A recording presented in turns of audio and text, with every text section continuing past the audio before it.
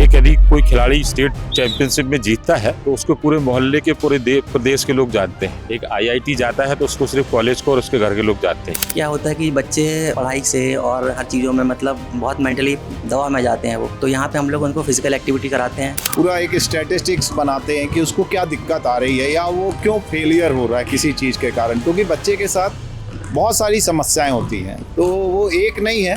नमस्कार दर्शकों, मेरी स्पोर्ट्स सीरीज के पहले एपिसोड में आपका स्वागत है। मैं हिमांशु राजपूत और मैं आज आपको लेकर आया हूं पंडित रविशंकर शुक्ल स्टेडियम। देखिए, फिट इंडिया मूवमेंट के तहत फिटनेस की बात हो और स्पोर्ट्स सामने ना है ना जी ना, तो मैं यहाँ के कुछ कोच और मेंटर से बात करने वाला हूँ। उनसे ये भी जानने वाला हूँ कि किस तरह वो अपने स्टूडेंट्स को प्रोत्साहित करते हैं, कैसे उनका मनोबल बढ़ाते हैं। तो ना वेस्ट करते हुए टाइम, चलिए मैं आपको लेकर चलता हूँ उनके पास। सर, स्पोर्ट्स एक बच्चे की लाइफ में कितना इम्पोर्टेंट होता है सर? स्पोर्ट्स बच्चे की लाइफ में पढ़ाई से ज़्यादा महत्व रखता है। इवन पढ़ाई में तो ब्रेन यूज होता है और पढ़ाई के लिए शरीर का स्वस्थ होना बहुत ज़रूरी होता है, उसके साथ साथ दिमाग और बॉडी। इसलिए पढ़ाई और खेल दोनों बराबर बराबर रहना चाहिए। एक यदि कोई खिलाड़ी स्टेट चैंपियनशिप में जीतता है तो उसको पूरे मोहल्ले के पूरे प्रदेश के लोग जानते हैं। एक आईआईटी जाता है तो उसको सिर्फ कॉलेज को और उसके घर के लोग जानते हैं। इसलिए एक पहचान भी होती है, बॉडी स्वस्थ रहती है और इसमें आगे स्कोप भी बहुत है। मेरे साथ आज हैं बैडमिंटन टीम की coach Vanshika ma'am. Hi ma'am. Hello ma'am, मुझे ये पूछना था कि बच्चों के लर्निंग पेस को इम्प्रूव कैसे कर सकते हैं?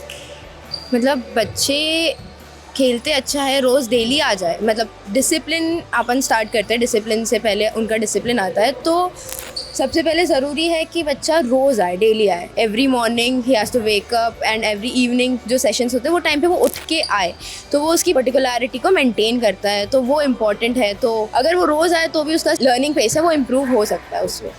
मैं फुटबॉल की ना एक फिलॉसफी जानना चाह रहा हूँ कि आप लोग सिर्फ टेक्निकल स्किल्स पे ध्यान देते हैं कि उसके साथ साथ मेंटल कंडीशनिंग भी प्लेयर की ज़रूरी होती है उस पर? ओके, तो सबसे पहले this academy is based on grass root football, so we only take the students who are under the age of 17।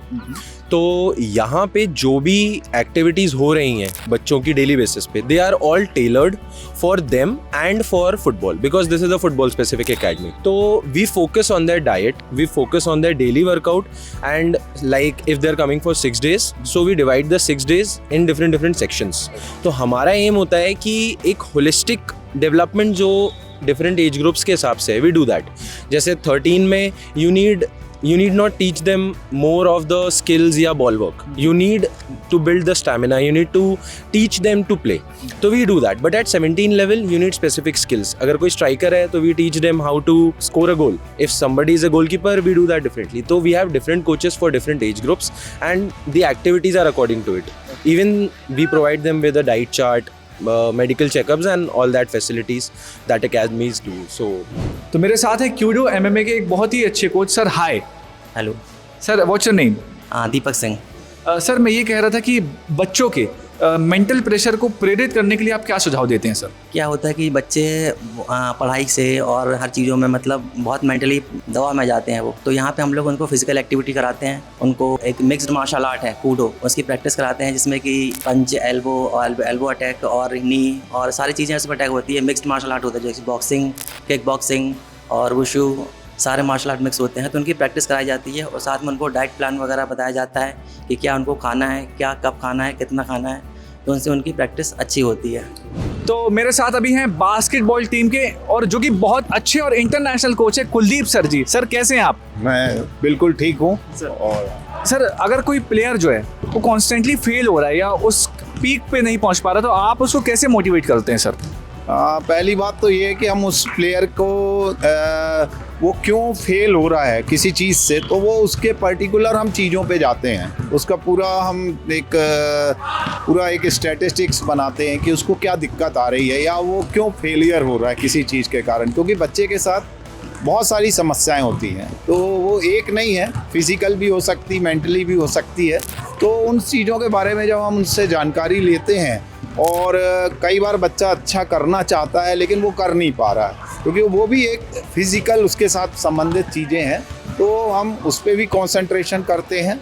और हमारी कोशिश ये रहती है हम बच्चे को जितना ज़्यादा मोटिवेट करें खेल के प्रति, और वो सबसे एक अच्छी चीज़ है बच्चे के लिए। और इसी के अंदर हम पूरी उसके साथ मेहनत करते हैं। हम कभी ये नहीं करते कि ये खिलाड़ी भविष्य में कैसा बनेगा, पहले हम उसके साथ पूरा जी जान से मेहनत करते हैं। उसके बाद हमें फिर समझ आने लगता है धीरे धीरे कि वो किस लेवल तक जाएगा, क्योंकि हर इंसान इंटरनेशनल प्लेयर नहीं बन सकता, हर आदमी नेशनल प्लेयर नहीं बन सकता है। तो वो चीज़ें हमको दिमाग में रखनी है और बच्चे को भी उससे हमको अवगत करा के हमेशा रखना है, जिससे कि बच्चे माइंड में उसके कोई ऐसी चीज़ ना आए जो उसे आगे जाके खेल में तंग करे। जैसा कि हमने देखा कि स्पोर्ट्स के कोचेज़ और मेंटर्स ने हमें कितनी बारीक बारीक नॉलेजेबल चीज़ें हमें बताई, और हमें भी ये याद रखना कि देखिए स्पोर्ट्स सिर्फ एक खेल नहीं है, वो अपने सपनों को जीवंत बनाने का एक बहुत ही अच्छा माध्यम है। और हमारा ये भी फ़र्ज़ बनता है कि हम अपने छोटे भाई बहन हो या बड़े कोई हो जो स्पोर्ट्स में इंक्लूडेड हो, उन्हें पूरी तरीके से सपोर्ट करें, हमसे जितना हो सकता है उन्हें रिसोर्सेज भी प्रोवाइड करें, ताकि वो हमारे समाज का, हमारा और हमारे देश का नाम रोशन कर सकें। चलिए मैं लेता हूँ आपसे विदा, मिलता हूँ आपसे अगली वीडियो में। मैं हिमांशु सिंह राजपूत, मेरे साथ मौजूद है कैमरामैन कशिश यादव और आदि रघुवंशी। Thank you.